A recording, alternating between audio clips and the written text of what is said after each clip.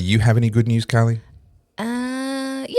Well, Yeah. I kind of went through it last week, but like we're moving Yes. and it's official. And you're going to be getting out of Victoria. Yes. That's the only thing that's certain is you're getting out of Victoria. So that's Absolutely. wonderful good news. And weirdly, I feel elated and like a spring chicken. yeah. I just feel excited. I moved out of Melbourne, out of Australia. Out of Australia. I can't even find halfway in between those two things. In between Melbourne and Australia, there's a thing called Victoria. I moved out of that 2 and a bit years ago, 2.5 years ago. You guys worry about me. And it's been fantastic. Yeah. It really has. Do you feel weird coming across the state line and into Victoria? Do you go, Not so like a little cloud? Well, see, I live on a hill and I can see Victoria from my house. I think I've said this to you Yeah. before. It's like that Lion King thing. Yeah. Like, what about the Shadowlands? That's Victoria. We don't go there.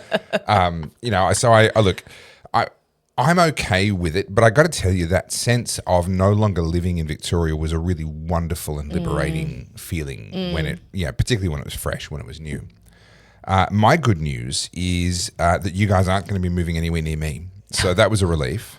It was the Huntsmans that did it for me. Yeah, well, I mean, Move to Albury. There's Huntsmans everywhere. And yet you're going to move further north. Yeah, but Have you seen the size of the bugs? They get bigger as you go further north. Snakes, and the snakes will eat them. And you. Yeah, no, I'm not afraid of danger noodles. G is. I'm not. Okay, so who cares? Screw G, right? I mean, who cares No, about him? I will protect him. He will protect me from the giant golden orb spiders. But where we're going, this is I gonna think go it's well. Yeah. relatively, it's not as bad. I think further north it gets worse. At least there's no crocs where we're going. Yeah, okay. Well, my good news is that I now am in future going to be taking holidays. Oh, And that sounds this is a strange. foreign concept. Yeah, no, Yeah. it actually is. So I started full-time doing what I'm doing now, the Topher project, at the start of this year. Yep. And things were going okay. It took me a little while to find my feet, figure out, again, we've talked about this before, taking what I love and not losing the integrity of what I'm about, but then packaging it in the way that people want to consume it so that, you find an audience, blah, blah, blah. It took me a few months. And as I was finding my feet, we then reached the first term school holidays and all my numbers collapsed. All my viewers, everything else just all disappeared. And I sat there going, is this me?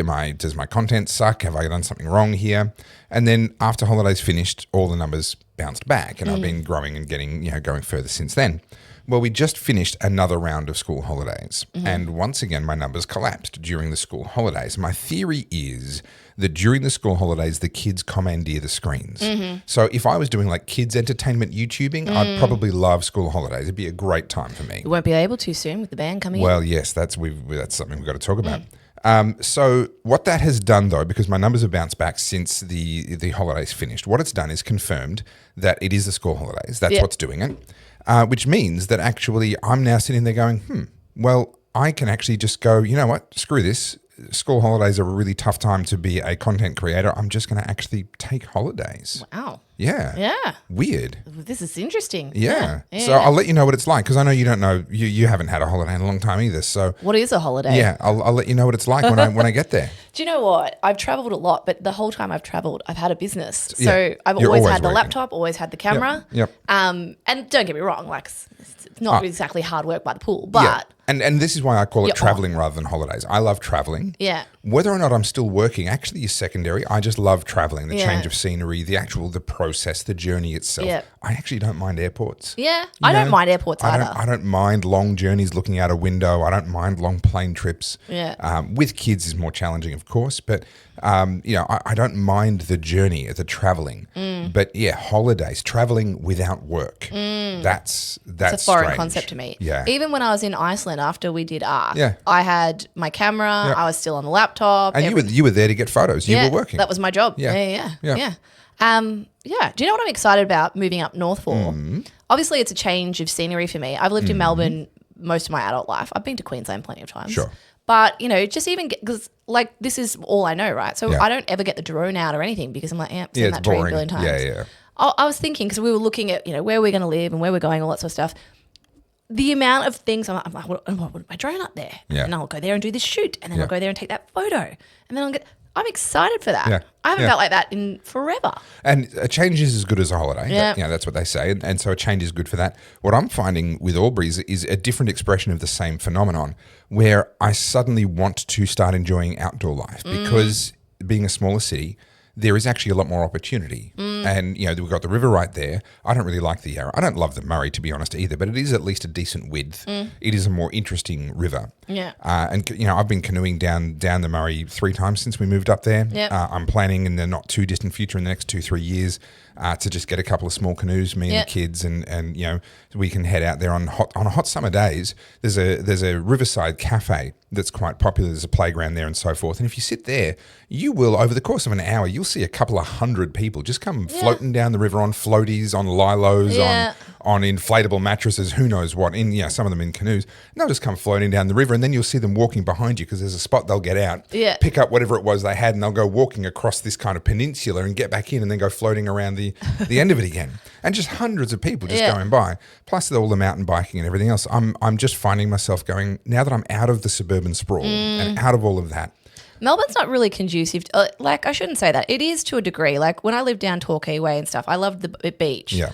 But I think I'm just either getting older, but I don't love being cold all the time. Yeah, and the whole I love the beach until I get stabbed kind of vibe just changes things a little bit. That's the biggest thing too. So, I mean, I loved surfing down Torquay, but I stopped surfing because I just get really cold extremities. Yeah. So I'm a fair weather surfer for sure. And then when I went to Hawaii and I went surfing there, I was out there for the whole day and I was like, this is a totally different thing. And I got very sunburned. Yeah. But I was like, oh, okay, I see why people really love surfing. When it's warm, it's different. Yeah. So I'm hoping to get back into surfing when I'm up north. But also down here in Melbourne, we moved from, I was in Hampton, we've moved down further Bayside and I don't go, I'm normally at the beach nearly every single day, at least for a morning dip. Not necessarily for a long period of time, but, 15, 20 minutes. Jump in, jump out. And I didn't go once because all along Seaford, Chelsea, Mordialloc, all the way up to Mentone, all the way up to Blackrock and Beaumaris were knife crime, kids coming in from Dandenong, from Cranbourne and just causing chaos. And I just don't want to be there. Yep. Nothing particularly happened when I was there, but I don't want to be there if something did. So the first 4 years of my married life, I lived in Dandenong and I was the one sending them all up your way. It's just hey, guys, you live here. Don't shit in your own backyard. Don't stab people here. Go and stab people somewhere else. So you're welcome. So that's what I'm excited about. And with Noosa, Sunny Coast and all that area, there's just so much different variation between the coastland, Goldie, Brisbane, Sunny Coast. I can't get over the fact with Port Phillip Bay that the amount of water that actually gets transferred with each tide relative to the overall volume is very small. It takes a very, very long time for that water to get exchanged. And we have sewage plants that discharge into the bay, not to mention all the other sort of stuff that ends up in there. Yeah, I just psychologically, it's not the place where I want to go and just, get wet. No. Sorry thanks. to all the Melburnians. Now that we're talking we don't live here. Snooty. I still live here. I don't think I'll come back. I have no intention of ever moving back into Victoria. People said to me, once you get out of the big cities into a smaller region, you'll wonder why you didn't do it years earlier. And that's exactly what's happened for me. It's funny you say that because I have lived in small, I went to Warrnambool for uni and I was there for 4 years.